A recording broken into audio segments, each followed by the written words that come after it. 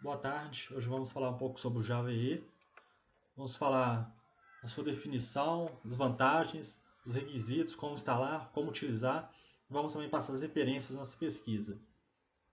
Bom, o Java EE, o Java Enterprise Edition, consiste em uma série de especificações bem detalhadas, dando a receita de como deve ser implementado um software que utiliza serviços como persistência em banco de dados, transações, acesso remoto, web services, gerenciamento de threads, gerenciamento de conexões HTTP, cache de objetos, gerenciamento de sessões, balanceamento de carga, entre outras opções. Bom, a gente tem que lembrar que são requisitos funcionais de uma aplicação. Todos esses dados que eu passei, todas essas funcionalidades fazem parte de requisitos não funcionais.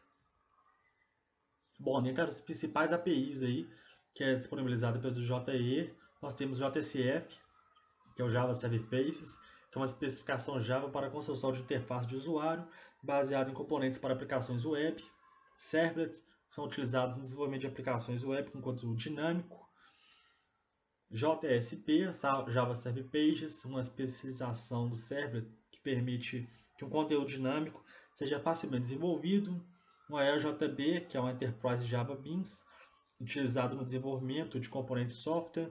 Ela permite que o programador se concentre nas necessidades do negócio, no cliente, enquanto questões de infra, segurança, disponibilidade, escalabilidade são responsabilidades do próprio servidor de aplicação. JCA, que padroniza a ligação de aplicações legadas, JPA, que padroniza o acesso a banco de dados através de um mapeamento de objeto relacional, da JEB, que é Enterprise Java Beans, a JMS, que é o Midrange, é orientado a mensagens, onde é possível realizar a comunicação de forma assíncrona entre duas ou mais aplicações. JTA, que padroniza o tratamento de transações em aplicação Java. E a JDBC, que é utilizado no acesso ao banco de dados. Bom, o JE define 4 camadas básicas aí no modelo de aplicação. O primeiro modelo é a camada cliente, onde repassa os dados para a camada web e camada de negócios, e onde fazem a persistência de dados aí na camada de dados. Uma camada cliente é onde vai rodar todo o software que consiste no navegador, como página HTML, JavaScript, CSS. Deve conter somente interface com o usuário, somente a lógica de apresentação. A camada web, onde vão estar os JSPs, os servlets, os softwares que rodam no servidor web, como Tomcat, de exemplo. Normalmente é empacotado em um arquivo WAR que podem ser instalados no servidor web ou no servidor de aplicação. Camada de negócios, uma camada que vai ficar os EJBs, as classes de negócios, as classes DAOs, classes que acessam sistemas externos. Toda essa integração entre a aplicação deve ser realizada através dessa camada. Normalmente, fica empacotado em um arquivo JR, contendo EJBs e demais classes de negócio e acesso a dados de aplicação, que podem ser instaladas em um container JB. Um exemplo de um servidor de aplicação é o JBoss. E a camada de dados, onde ficam as tabelas de banco de dados, índices e tudo aquilo que um servidor de banco de dados pode suportar. Deve se limitar atualmente ao fornecimento de dados, sem qualquer lógica de negócio. Sistemas legados e outros sistemas externos também pode encontrar nessa camada. Mas perceba que os sistemas externos podem sim ter lógica de negócio, mas somente lógica de negócio referente às suas respectivas aplicações. Bom, na prática, a aplicação que acessa o sistema externo não tem lógica nenhuma, apenas fornece os dados. Bom, as vantagens de você utilizar o JE é que ele reduz significativamente o custo e a complexidade de desenvolvimento, implantação e gerenciamento de aplicativos de várias camadas sentadas no servidor, aplicações distribuídas, seguras, escaláveis de alta disponibilidade, e também você pode se contentar aí com base de custo de manutenção. Bom, os requisitos para você utilizar a aplicação JE é um servidor web, no caso a Apache Tomcat, que é o container web, para executar aplicações web que utilizam tecnologias serverless e JSP.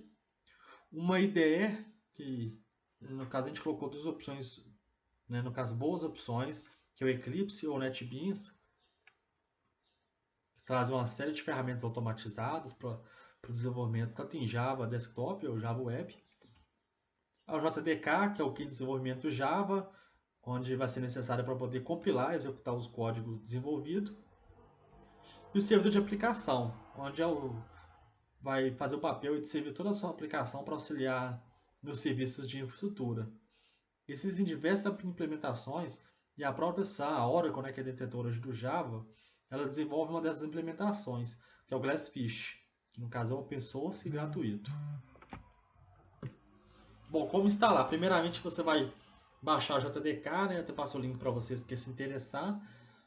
E depois da instalação, você vai instalar, no caso a gente vai estar utilizando aqui o NetBeans, que é uma opção para desenvolvimento de Java EE, onde já inclui o Glassfish, que é o servidor de aplicação, e o Apache Tomcat.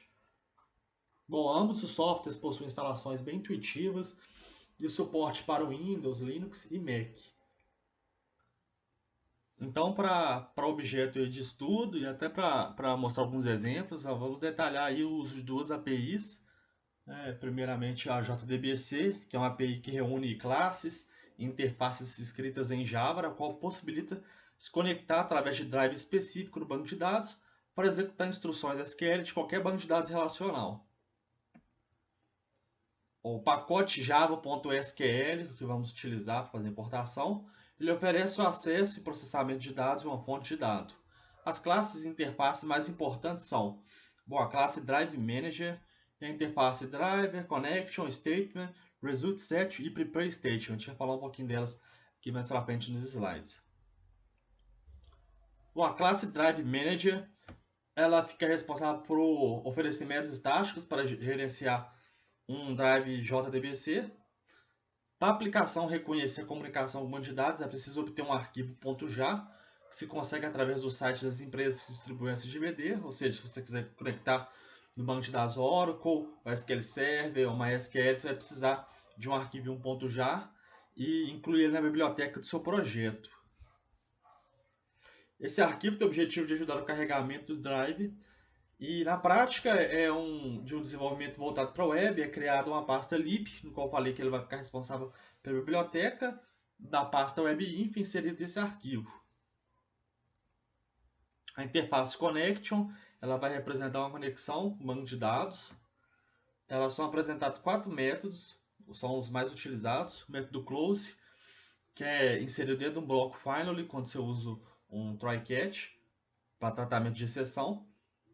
E para realizar sempre a sua execução, pode ser para fechar e liberar um objeto connection. Então, quando você vai fechar uma conexão, você usa o método close. O método isClosed verifica se o objeto connection está fechado. Ele deve retornar em boolean, true ou false, né? Para mostrar o resultado do método. O método createStatement, ele cria um objeto statement que executa instruções SQL do banco de dados. E o prepareStatement, que também executa, né, uma instrução SQL, sendo que esse é invocado através do objeto connection. A gente vai ver mais para frente o funcionamento dos dois aí. A interface statement, onde são listados os métodos executeQuery e executeUpdate, são referentes à execução de uma query. A diferença é que o executeQuery ele executa a instrução SQL que retorna um único objeto resultSet, e o executeUpdate executa a instrução SQL referente a insert, update e delete. Retorna a quantidade de registros que são afetados pela execução do comando. Ou seja, executeQuery a gente utiliza para fazer o comando select, para a gente buscar esse resultado, e o executeUpdate é apenas para ver quantos dados foram afetados no insert, no update e no delete. A interface resultSet, que é o conjunto de resultados da tabela, o qual eu falei na apresentação atrás, que a gente pode utilizar para estar fazendo um select, buscando esses resultados. E esse objeto ele fornece métodos getters que são referentes aos tipos de dados, como getInt, getString, getDouble, entre outros. Então, com esses métodos, é possível recuperar os valores usando, por exemplo, o nome da coluna ou o número do índice, através de nosso select. Então, aqui tem um exemplo de conexão ao banco de dados SQLite. A gente vê aqui que a gente criou uma classe Database Connection, a gente importou, as classes Connection e Drive Manager. E a gente criou também o construtor. Então, quando já instanciar o objeto, ele já vai estar registrando o banco de dados e vai tentando fazer a conexão. A gente passa aqui para o getConnection o parâmetro, né, da conexão, que no caso aqui é o registro da conexão mais um arquivo, que o SQLite ele cria um arquivo .db, e a gente trata, se caso acontecer alguma sessão, a gente trata essa sessão. Aqui é um exemplo de instrução utilizando o statement. A gente utilizou aqui para fazer a criação de uma tabela. Então, como foi apenas uma criação, a gente só executou a query, né? Mas a gente vai ver mais para frente que se a gente for fazer uma seleção, no caso eu fiz aqui agora, a gente vai usar o prepare statement e vai usar o execute query para estar retornando esses dados.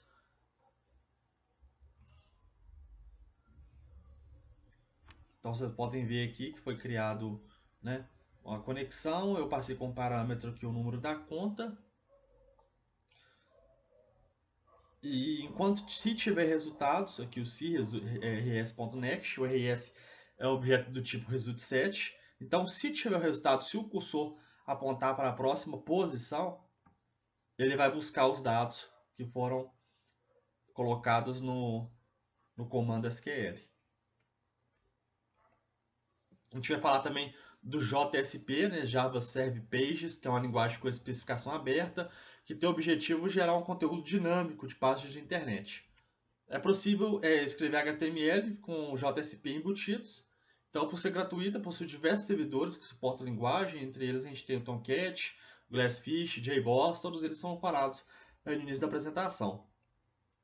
A JSP necessita de servidor para funcionar, por ser uma linguagem server-side, que só funciona apenas do lado do servidor. E consiste em uma página de codificação HTML e Java inserida entre as tags sinal de menor percent e percent sinal de maior, denominado scriptlets, e funcionando da seguinte forma: o servidor recebe uma requisição para uma página do JSP, interpreta e está gerando código HTML e retorna ao cliente o resultado da solicitação. A página JSP que foi interpretada pelo servidor não precisa ser compilada, então a tarefa é realizada em tempo real pelo servidor, transformando o JSP em bytecode. É necessário apenas desenvolver as páginas JSP e disponibilizá-las no servlet container, no caso um Tomcat. Então a gente tem o exemplo aqui de uma página até muito parecida com o PHP, né? O PHP a gente pode utilizar dentro do HTML, incluir, embutir ali, para a gente desenvolver o nosso código. Aqui foi um exemplo de Olá Mundo, para a gente mostrar o funcionamento.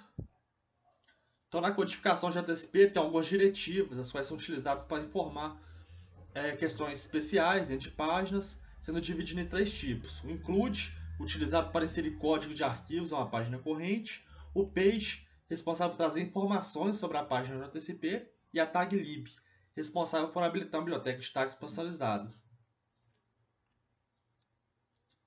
Aqui tem um exemplo de codificação especial. Lá em cima da nossa página a gente colocou um page. A gente está trazendo algumas informações sobre o tipo de conteúdo, né, que é um texto.html. A gente está fazendo a importação do pacote Java aí, .ut.date. E também está colocando a codificação, né, dessa página, né, a formatação dela aí, que é uma ISO 8859-1. Então aqui um Olá Mundo. Embaixo a gente está chamando a data, né, através do import que a gente deu em cima. E ele vai responder Olá Mundo e a data de hoje. No exemplo a seguir, foi declarada a variável do tipo int para armazenar a data. A declaração de variáveis de JSP é idêntica ao Java, tem-se o tipo, o nome e os dados que serão armazenados. O escopo de uma variável desse tipo é o arquivo em que foi declarado, ou seja, os outros arquivos não têm informações sobre a variável declarada aqui. Também fizemos uso de uma conversão do tipo integer parseInt para converter o tipo string vindo do objeto data para inteiro. Dessa forma, pode-se armazenar o dia em uma variável como tipo inteiro. Então, está aqui o exemplo. A gente utilizou também o page para declarar que a página é do tipo HTML. A gente fez um import do java.util e a gente também mostrou a codificação dessa página. Então, embaixo do Hello World, lá do H1, a gente passa um atributo dia e vai receber aí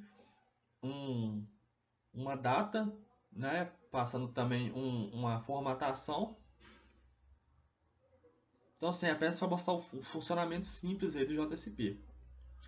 Então, gente, espero que vocês tenham gostado. A gente está aqui passando alguns links da nossa pesquisa, que a gente acha que é muito importante, né? A gente passar isso aqui para o conhecimento de vocês.